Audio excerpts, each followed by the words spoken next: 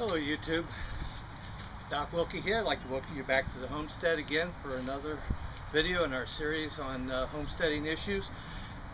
What we're talking today about is container gardening, and it's March here. It's March 15th today, and so I'm getting started with some of the containers just so that I get a jump on the season. Now the neat thing about containers, unlike planting out in the gardens, is that you can start them early, even though you may still yet get a dusting of snow or even a frost, because what will happen is with these containers, they're going to sit out here, get the sun, get the rain, but if there's a threat of bad weather, I can really just take them inside overnight.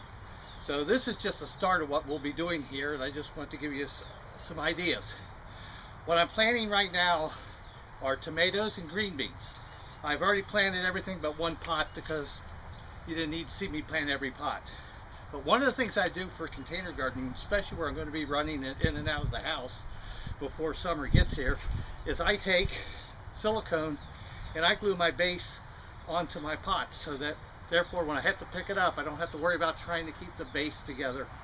So it's something that's worked out real well over the years for us.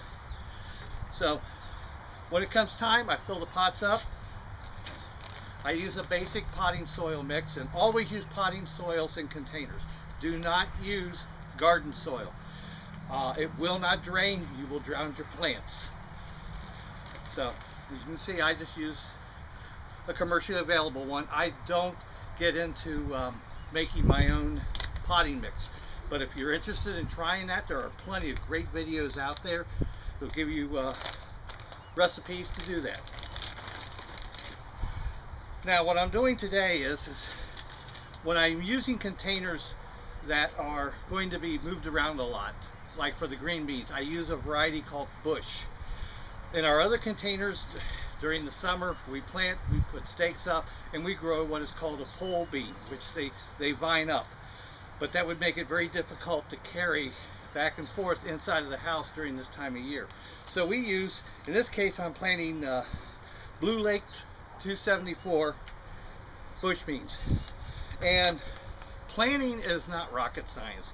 I will take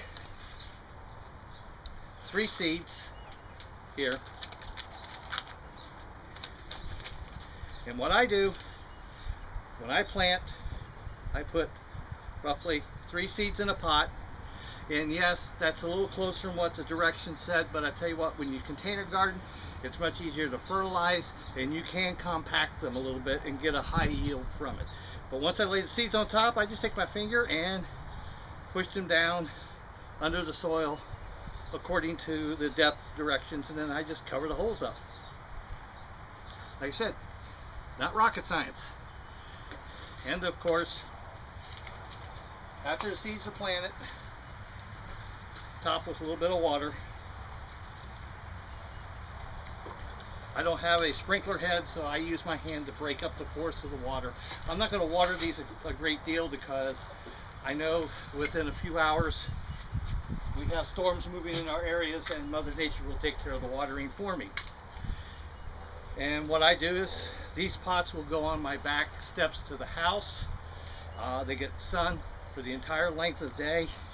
But if I have to take them in, it's 3 feet to inside the kitchen area, and they can sit there overnight until the temperature rises the next day, easily back into the 50s and 60s.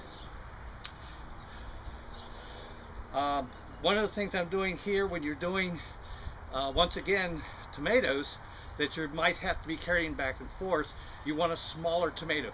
These are Tiny Toms. They're a member of the cherry tomato family, and they are called a determinant, because they only get between 12 and 18 inches high, no higher. They do not require staking. We like cherry tomatoes here because we basically eat salads a lot. So we're not so interested in the large tomatoes for sandwiches because we sell the meat sandwiches.